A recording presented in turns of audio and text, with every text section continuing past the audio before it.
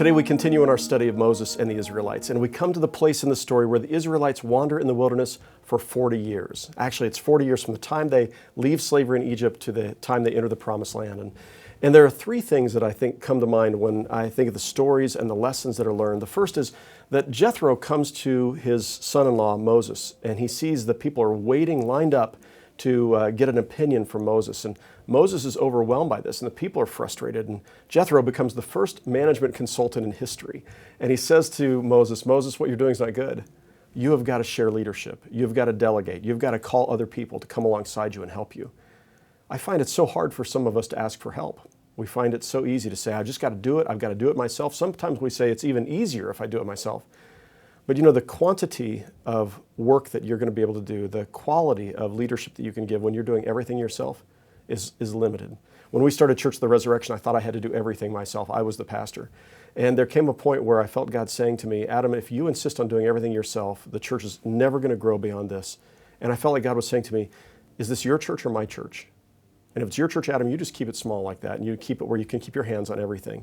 But if it's my church, you've got to let go and give leadership to other people. And today, Church of the Resurrection would be a church of 50 to 100 people had I insisted on doing everything myself. And that's where Moses was. So Moses learned the lesson of needing to delegate and share leadership.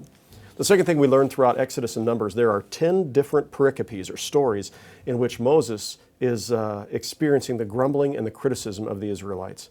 And so if you could see what the land of Goshen, where they came from, the Nile River Delta looks like, as you can see in this video, you can see the fruit and the orchards and how lush it was. And even though they were slaves, they had plenty to eat. But look at this picture and you can see what the land of Sinai looked like, where Moses had taken them to. Is there any wonder why the people complained and grumbled against Moses? You know, they couldn't yet see the promised land. And so over and over and over again, they complained. They criticized his wife, they criticized his leadership, they complained about the food. And what strikes me in this, you know, there comes this certain scene in Numbers where Moses goes out to the wilderness and he prays to God, just kill me now. I can't do this anymore. I'm sick of these people. I'm sick of the complaints. And you know, if you've ever been criticized or complained against, and all of us have, you've known that feeling. Like, I just want to quit. I'm tired of having people criticize what I'm doing. I'm tired of the complaining. As pastor at Church of the Resurrection, it's happened to me on several occasions where I thought, I don't want to do it anymore. God, please find somebody else. I don't want to do this anymore. And yet what God said to Moses was this, keep going, do not give up. And I think God may be saying that to some of you who are watching this video. I think God is saying, don't give up. Keep going even though you feel like quitting. And I'm just reminded of the people who make their mark on the world and in history are all people who felt the struggle and felt like quitting and giving up, but they didn't do it. And that's the difference between making a mark and not, is that you don't give up in the face of criticism. So that leads to the last point in the Moses wilderness stories. And that's where the children of Israel get to the edge of the Promised Land. They're just a few miles from the Promised Land. And they send out scouts into the land, and the scouts find that the people there look like giants, and we look like grasshoppers to them, they said. And the cities are fortified, and they were terrified.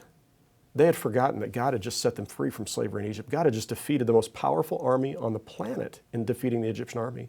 And that God had promised to go with them no matter how scary the future looked.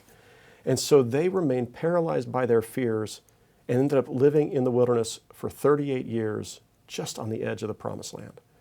And that's a powerful metaphor for our own lives, where we find ourselves racked by fear. And as we're racked by fear, we find ourselves paralyzed and we just can't go forward. And we forget that God has promised, no matter where you go, through the hell, through the fires, through the floods, I'm going to be with you. And because I'm with you, you don't have to be afraid. Over 100 times in Scripture, God says, don't be afraid, I'm with you. And I think God would be saying that to you today. Don't be afraid. God is with you. He's going to see you through to the Promised Land. Don't be paralyzed by your fears. And those are the lessons I think we take from the 40-year wilderness wandering as Moses leads the children of Israel through the Sinai.